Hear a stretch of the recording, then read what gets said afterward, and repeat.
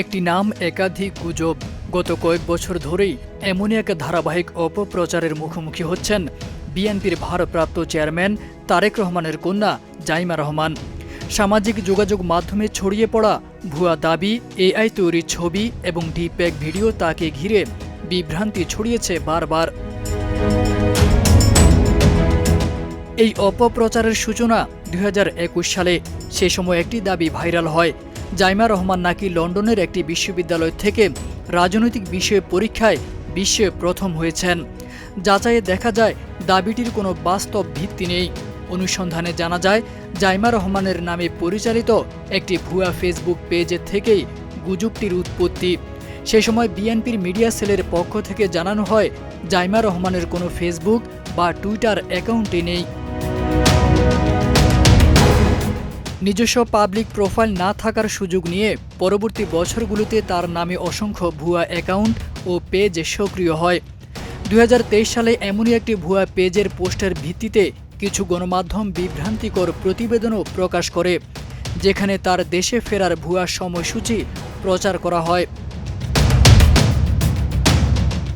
২০২৫ সালের ২৪শে নভেম্বর জাইমা রহমানের অফিসিয়াল ফেসবুক ও ইনস্টাগ্রাম অ্যাকাউন্ট চালু হলেও ভুয়া অ্যাকাউন্টগুলোর তৎপরতা থামেনি। দীর্ঘ ১৭ বছরের নির্বাসন শেষে ২৫শে ডিসেম্বর তারেক রহমান সপরিবারে দেশে ফেরার পর জাইমা রহমানকে ঘিরে নতুন করে অপপ্রচার শুরু হয়। দেশে ফেরাকে কেন্দ্র করে ছড়ানো হয় একাধিক ডিপফেক ভিডিও ও এআই তৈরি ছবি।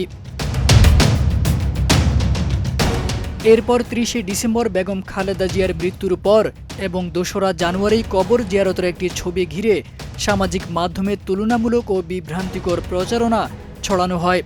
একই সময়ে টিনটিন নামের একটি ভুয়া অ্যাকাউন্ট থেকে জাইমা রহমানকে জড়িয়ে ভুয়া সংবাদ প্রচার করা হয়, যা অনুসন্ধানে এআই তৈরি এবং সম্পূর্ণ মিথ্যা বলে প্রমাণিত হয়। রিউমার স্ক্যানারের তথ্য অনুযায়ী ২০২১ সাল থেকে এখন পর্যন্ত জাইমা রহমানকে জড়িয়ে অন্তত ২১টি ভুল তথ্য শনাক্ত হয়েছে, যা ২৪টি প্রতিবেদনে প্রকাশ করা হয়েছে। চলতি বছরের প্রথম ৫ দিনেই শনাক্ত হয়েছে ৩টি নতুন অপতথ্য। বিশ্লেষকদের মতে পরিকল্পিতভাবে এআই প্রযুক্তিকে ব্যবহার করে এই ধারাবাহিক অপপ্রচার চালানো হচ্ছে, যা ব্যক্তি ও সমাজ উভয়ের জন্যই উদ্বেগজনক। তারেক আজিজ খান, প্রজন্ম ২৪।